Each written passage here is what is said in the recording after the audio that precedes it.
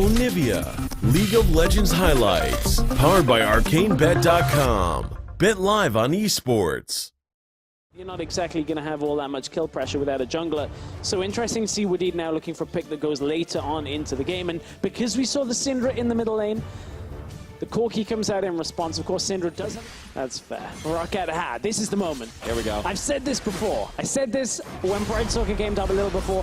Is this it? Cocoon, it's landed. She's going to be able to get it, throw it down, and he gets the block on, but the taunt does not land, and they juggle the aggro well. Flashing forward, it's first blood for Foxy. There you go. It's come 8 minutes into the game. That's how long it took. Oh, Betsy. For revenge. Oh, he flashes, and he isn't able to get the stun off onto anybody. Nuke Duck equalizing the kill count. Yeah, Betsy. And here we go. Joko is looking to really ruin Pride Stalker's day as he goes skittering forward right into the axe. One level advantage, throws down another one, reckless swing, and that is going to be the end of it. Pride Stalker, why'd he go back in? He's got to repel up. What goes up must come down. Gravity reasserts itself, and Joko gets another one. There we go. Steelback has no tower behind them now. Foxy can close in. They're in for a big surprise, and Steelback Tempered Fate is on top of him, and the Tom Kench is stopped short right now.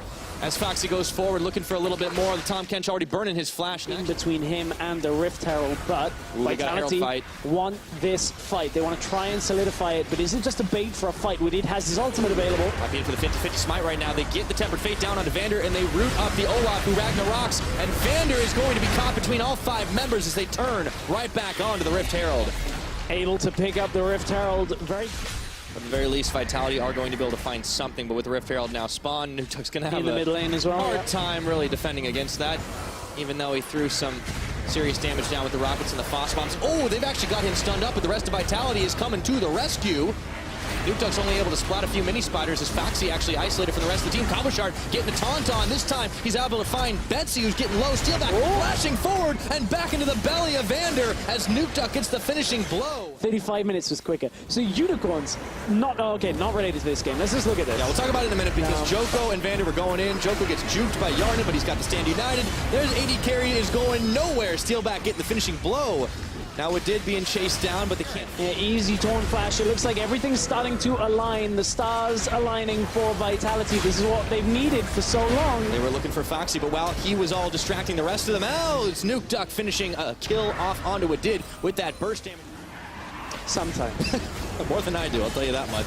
Vitality started off the Infernal Drake.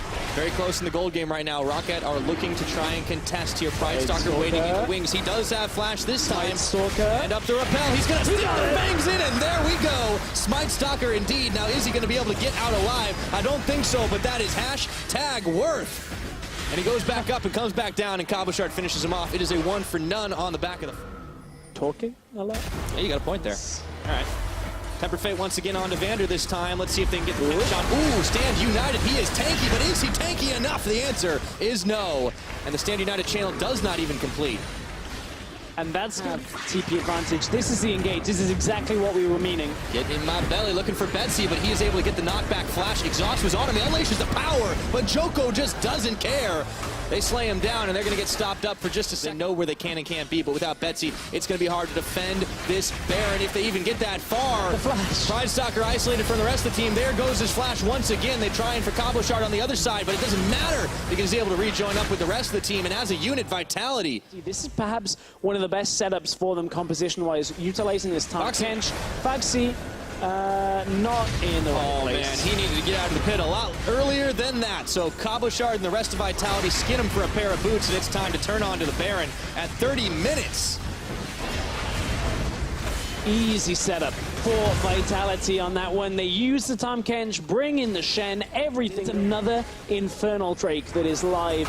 And Roccat still don't have their full lineup, but they do have low health Vitality. Ooh, I thought they had the burst, but how about that for turnaround? Nukeduck with a 5th kill. And if there was any doubt in the minds of anybody that Vitality were going to be able to dish the return fire this series, it looks like that's going that way. And even though Pride Stalker tried to come in for the smite, not going to happen. Vander does get rooted up for just a second, but he's able to spit Joko back out as Cabochard comes around the side, forcing the retreat from Roccat, and there is nothing these guys can do with Steelback finding the finishing. Kind of appears and gets another taunt. Gets another kill, everything goes their way. This fight live. Yeah, okay, Foxy, he went in I don't think those numbers work out either. 1v4 usually doesn't, so another kill on the board for Vitality. They got 14 in this game before the real options for Betsy to output that damage. You can see Nuketug has the Infinity Edge alongside that rapid fire cannon after Amor Mortis. Now Vitality want to go again. The action doesn't stop. Joko's bringing Cabo to the party, and Nuketug is already going to blow up Betsy, looking for the top. Don't even matter about those towers because they're going deep sea diving all the way into Rockat's base once again. Abyssal Voyage coming out for Vander, and Nuketug finishing off what did. It's only Pride Stalker. We talked about late game. It's earlier than is usual for Vitality. They're picking up a win. 34 minutes. They're going to be able to close this one out. A last-minute defense mounted by Roccat, but it will be too little. It will be too late. They just fire it down, and these bees are buzzing. V4 victory!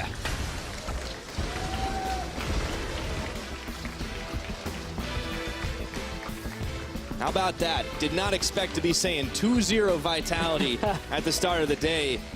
And there were a lot of close moments, but there is much to be happy about on the Vitality side. There is, and you can see a lot of the emphasis that Vitality have been putting on their game plan in the last couple of weeks. Nuketug, perhaps on the best form we've seen from him in a long time, really performing in both games. First game, you bring the Cogmore out. It was a little bit more unorthodox. We'd seen it and heard about it doing well. This time it was actually the Corki, the matchup he played into, finishes that game 8-0-6. And he did it with the Maw Melmortius. Well, that's not even a bad I know, he had a bazillion other items. He just needed it against the Syndra and just weathers the storm. The fact that as a mid laner you don't